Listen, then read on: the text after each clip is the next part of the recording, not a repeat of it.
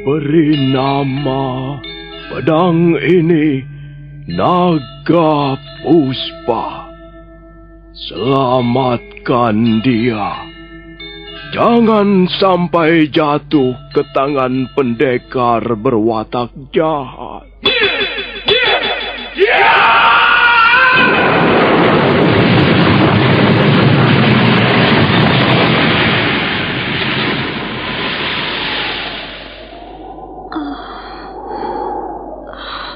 Kakang Kamandanu, kau masih juga tidak percaya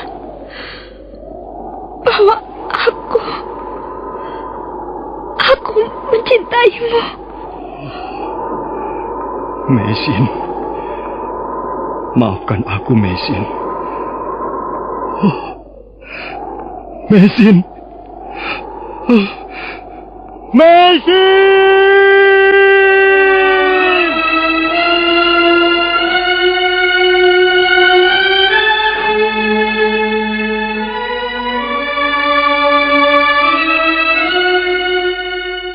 Tutur Tinula.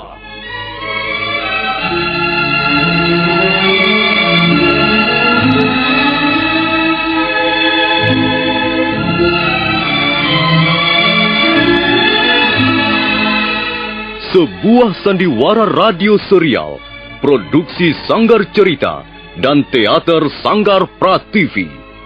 Sebuah kisah dengan latar belakang sejarah runtuhnya Singasari dan berdirinya Kerajaan Majapahit.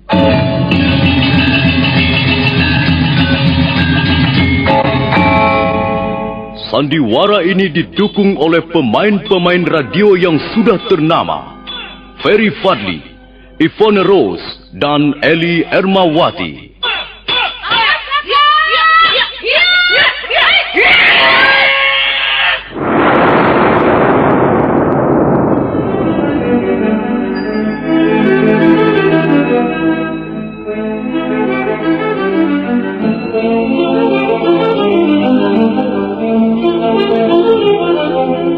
Cerita ini ditulis dan diolah oleh S. Tijab, hiasan musik dan sutradara C. Ispriyonoka. Kali ini mengetengahkan episode ke-11 dengan judul Mutiara Ilmu di Atas Batu.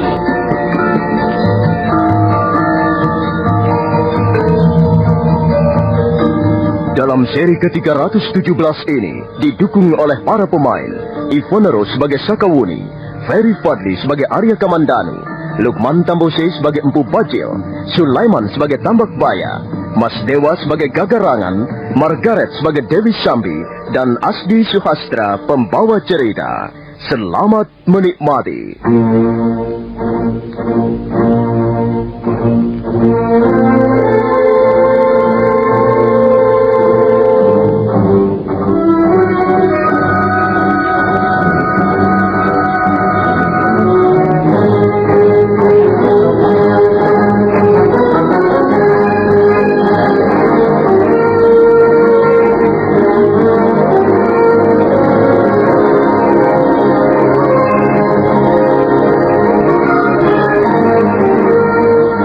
Arya Kamandanu dan Sakawuni terus menguntit orang-orang berkuda. Mereka telah tiba di kaki Gunung Lamongan, yang di sekitarnya banyak bertebaran bukit-bukit kecil. Arya Kamandanu dan Sakawuni sama sekali tidak menyadari bahwa mereka telah memasuki celah bukit yang menjadi pintu depan menuju ke tempat atau sarang persembunyian para perampok.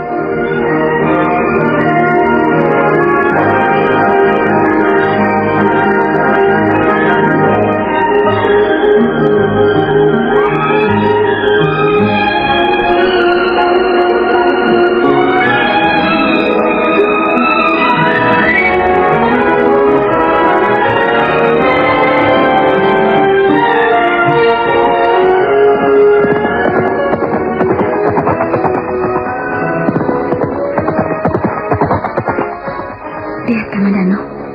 Mereka terus berkuda menuju ke bukit ke sebelah sana itu. Lihat. Iya. Kukira kita sudah berada di dekat sarang persembunyian mereka, Buni. Kita harus lebih berhati-hati. Ayo, kita naik ke atas lereng bukit ini.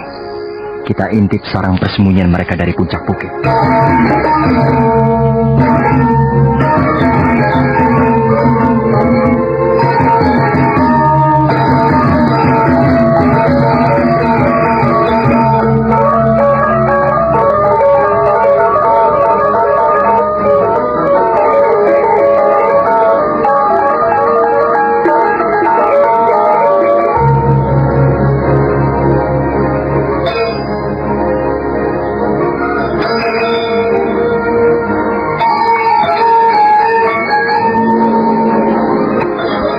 Bukit Maribong dikelilingi oleh bukit-bukit kecil di sekitarnya.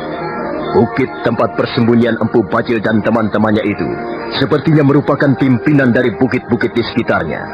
Letaknya menjorok ke kaki Gunung Lamongan dan bentuknya seperti sebuah kerucut. Di bagian lereng-lerengnya banyak terdapat tebing-tebing bukit yang terjal dan goa-goa dalam berbagai ukuran. Tempat atau sarang persembunyian Empu Bajil terletak di bagian punggung bukit sebelah timur. Setelah berhasil merampok pasangan suami istri di Bukit Paros, Tambak Baya dan Gagarangan segera menghadap pimpinan mereka.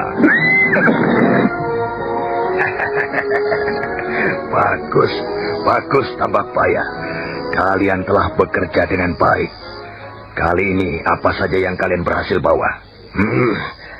Kali ini kami hanya berhasil membawa satu gerobak yang berisi bahan-bahan makanan Kakang Bajil. Tapi kami juga berhasil merampas sebuah kalung, gelang dan giwang yang bermata berlian. Bagaimana dengan orang-orangnya? Mereka hanya 2 orang Kakang, dan mereka telah kami bereskan semuanya. Mayatnya kami tinggalkan di pinggir jalan Kakang.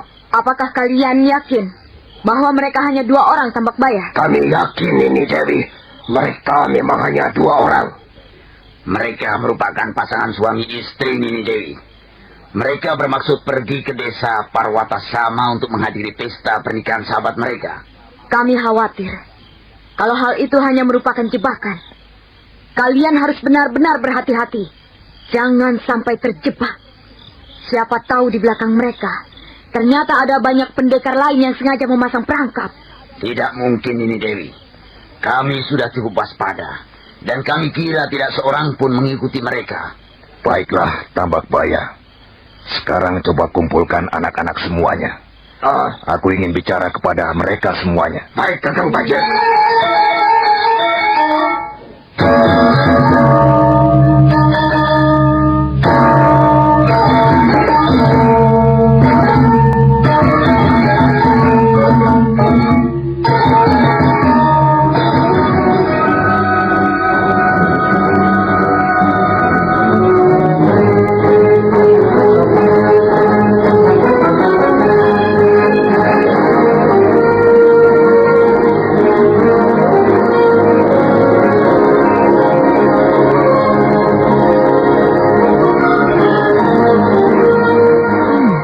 Tidak kusangka. Rupanya jumlah mereka cukup banyak, Kamandanu. Benar, Sakawuni. Aku pun tidak menyangka bahwa jumlah mereka sebanyak itu. Dan rupanya kita sudah mengenal dengan baik siapa yang menjadi pemimpin mereka. Ya, 2 orang musuh besar kita, Empu Tong Bajil dan Dewi Sambi. Sekarang sudah lebih jelas duduk persoalannya, Sakawuni. Jelas bahwa kelompok ini merupakan kelompok yang sengaja mengacau dan membuat rusuh pemerintah Majapahit. Jadi jelas bahwa mereka bukanlah hanya sekedar para perampok yang ingin merampas harta benda orang. Mereka mempunyai tujuan yang lebih luas. Mereka mempunyai sasaran yang lebih luas. Ialah merongrong kewibawaan pemerintah Majapahit. Sekarang bagaimana langkah-langkah kita selanjutnya, Kamandanu? Barangkali sebaiknya kita segera meninggalkan tempat ini. Kita segera melaporkannya kepada Paman Lembu Sora. Kita tunggu sebentar, Sakawuni. Lihat, sepertinya Empu Bajil sedang mengumpulkan orang-orangnya. Kita lihat apa yang mereka lakukan. Siapa tahu mereka merencanakan sesuatu yang penting untuk kita ketahui.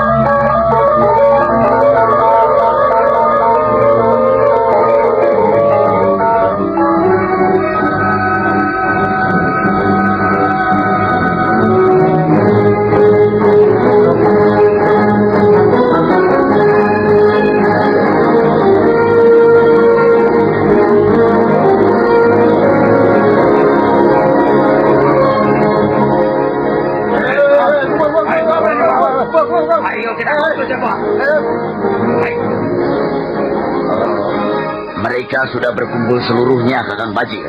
Terima kasih, Kakarangan. Hai saudara-saudaraku semuanya.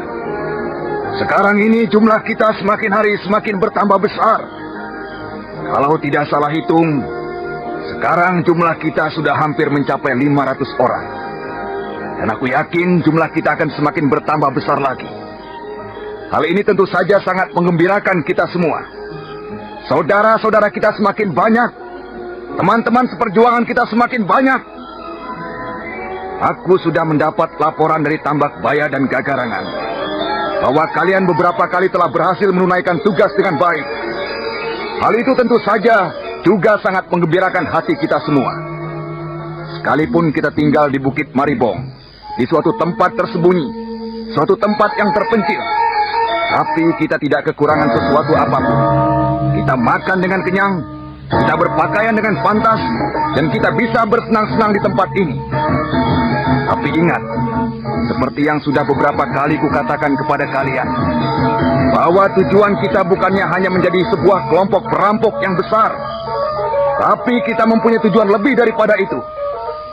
Tujuan akhir daripada seluruh kegiatan kita ini ialah merongrong kewibawaan pemerintah Majapahit, mencoreng-moreng muka pendekar-pendekar Majapahit, mengecilkan arti dia Sanggrama Wijaya dan kaki tangannya. Dan aku yakin, suatu saat kita akan dapat mencapai cita-cita kita tersebut. Sekarang ini gejala-gejalanya sudah mulai nampak. Dan kita akan terus melaksanakan kegiatan kejahatan kita di tempat-tempat tertentu. Kita akan menciptakan udara buruk bagi pemerintah Majapahit. Kita akan menyebarkan kerusuhan, keresahan di tengah-tengah masyarakat luas. Dengan semakin bertambah banyaknya jumlah kita, maka sudah tentu kelompok kita akan menjadi kelompok yang ditakuti. Kelompok yang membuat hati orang gemetar setiap kali mendengar kehadirannya. Rasa takut itu penting, saudara-saudaraku. Kalau di dalam hati rakyat sudah ditanamkan benih-benih ketakutan, benih-benih kekhawatiran, maka daya tahan masyarakat akan semakin melemah. Dan hal ini jelas akan membuat rugi pemerintah Majapahit. Ada pertanyaan?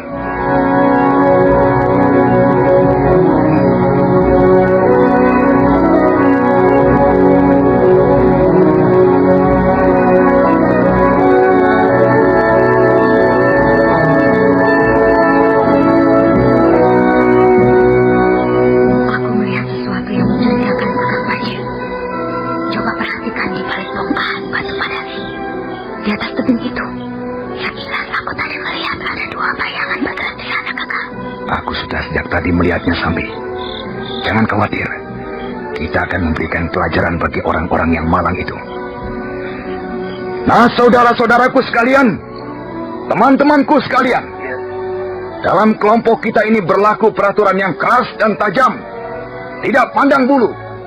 Bagi siapa saja yang berani melanggar peraturan, maka nyawa adalah bayarannya. Sudah berapa kali kukatakan bahwa kita harus hati-hati. Harus hati-hati. Jangan sampai ada seorang pun manusia di luar kelompok kita perbolehkan memasuki Bukit Maribong ini. Dan kalau kita kecolongan, kemudian ternyata ada para penyusup yang berhasil menemukan sarang kita ini, maka tidak ada jalan lain. Kita harus melenyapkan orang-orang itu. Kita harus segera membunuhnya, membungkam mulutnya untuk selama-lamanya. Karena hal itu bisa membahayakan keselamatan kita semua. Tapi Kakang Baji, sepertinya selama ini kita sudah cukup berhati-hati. Kita selalu waspada. Sebelum memasuki pintu atau celah menuju ke Bukit Maribong ini, kita selalu memeriksa keadaan di sekitarnya. Jadi menurut pendapat kami, tidak seorang pun manusia berani dan bisa mengambah daerah kita ini. Kau jangan terlalu yakin, Kagarangan. Bagaimana kami tidak yakin, Tuanku Dewi Sambi? Kami pun merasa bertanggung jawab terhadap keselamatan jiwa kami. Jadi sudah tentu kami berhati-hati. Kami tidak akan membiarkan seorang pun memasuki sarang persembunyian kita ini. Aku percaya. Aku percaya bahwa kalian sudah berusaha merahasiakan tempat ini. Tapi rupanya kalian masih belum menyadari bahwa di dunia ini banyak sekali orang-orang yang bersikap sok berani, sok jago. Nah, Aku akan memperlihatkannya. Coba kalian mundur barang beberapa tindak. Aku akan memperlihatkan kepada kalian bahwa sikap hati-hati itu adalah penting artinya.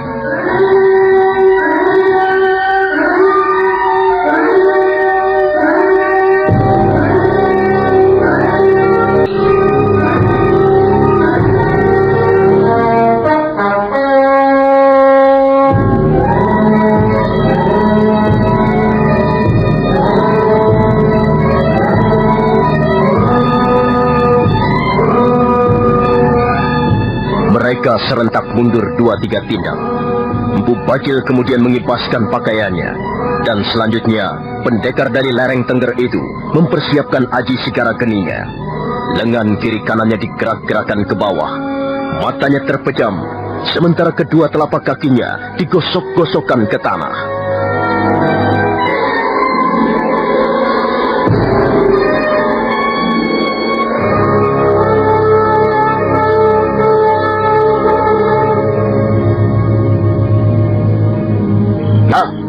Lihat baik-baik. Ini adalah pelajaran berharga untuk kalian.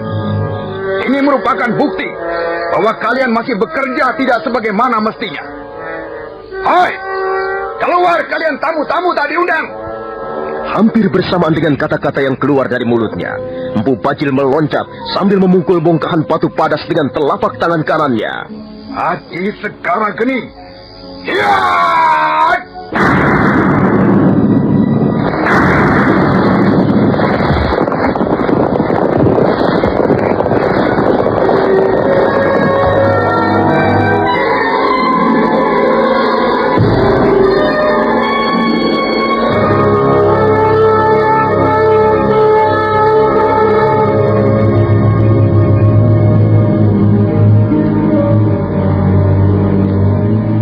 Sementara itu, Arya Kamandanu dan Sakawuni yang mengintip dari balik bongkahan batu padas sangat terkejut. Mereka sama sekali tidak mempunyai kesempatan untuk melompat, menghindari longsoran tebing. Dan akhirnya, mereka terpaksa meluncur bersamaan dengan batu-batuan tebing yang runtuh ke bawah.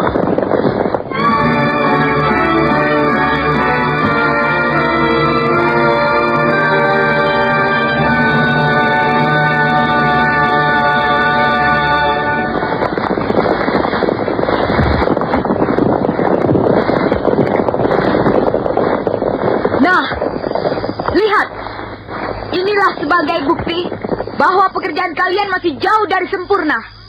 Lihat, ada 2 orang manusia telah berani datang ke tempat ini dan mengintip apa yang kita lakukan di sini. Kurang ajar. Biar aku bunuh mereka. Tunggu. Lebih baik kau tetap berdiri di situ, Kakarangan. Biar aku sendiri yang akan menangani persoalan ini. Rupanya kita mendapat kesempatan untuk bertemu kembali. Hai pendekar-pendekar Majapahit. Benar, Empu Bajil. Nampaknya nyawamu masih cukup ulet. Nyawaku memang ulet, anak muda. Kau tidak perlu heran. Apakah kalian utusan-utusan dari pemerintah Majapahit? Iya, kami adalah para utusan dari pemerintah Majapahit. Kami ditugaskan untuk mencari sarang persembunyian kalian. Berdebah! Sekarang kau tidak bakalan bisa menyelamatkan nyawamu, perempuan liar. Kalian berdua akan kami bunuh ramai-ramai di tempat ini. Lakukan saja, kalau memang kalian bisa. Bukankah sejak dulu kalian ingin membunuh kami? Mengapa sampai sekarang kami masih tetap hidup dan segar bugar? Nyawa kalian hanya tinggal malam ini. Kecuali kalian, kau anak muda, mau memenuhi keinginanku. Masih soal pedang itu. Kalau kau mau menyerahkan pedangmu itu, maka kami akan dengan senang hati membiarkan kalian pergi dari tempat ini. Dan selanjutnya, kami tidak akan mengganggu kalian lagi. Agaknya kau masih tetap bernafsu memiliki benda ini, Empu Bajil. Selesai berkata, Arya Kamandanu meraih gagang pedang naga puspa. Selanjutnya gagang pedang itu pun meluncur ke atas.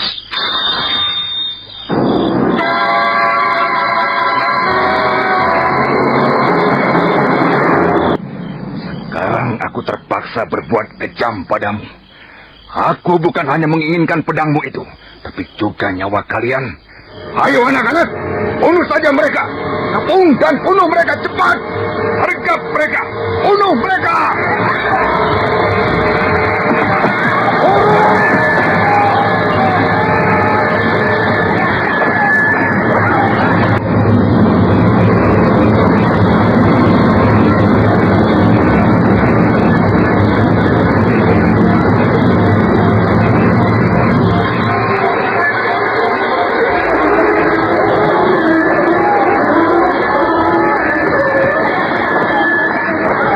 Anak buah Empu Bajil segera mencabut senjatanya masing-masing. Mereka berlompatan ke arah Arya Kamandanu dan Sakawuni. Arya Kamandanu segera menyambut mereka dengan pedang naga puspa. Dan Sakawuni menghadang mereka dengan jurus-jurus angin lengan seribunya. Terjadilah pertarungan sengit di atas lereng Bukit Maribor. Dalam waktu singkat, Arya Kamandanu sudah membunuh beberapa orang anak buah Empu Bajil. Senjata mereka berpatahan, sebagian hancur berkeping-keping, dan pemiliknya roboh bersimbah darah. Melihat anak buahnya berjatuhan bagaikan buah-buahan yang sudah terlalu matang, Empu Bajil sangat marah. Pendekar dari lereng Tengger itu pun kemudian menyerbu dengan tongkat pencabut roh.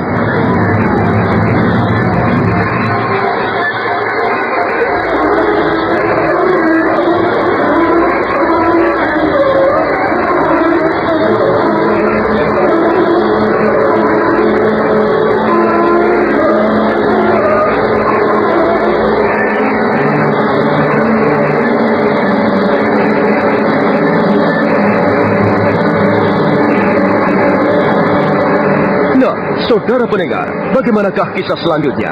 Apa yang akan terjadi dengan Arya Kamandanu dan Sakawuni? Silakan menunggu seri berikutnya. Sampai jumpa.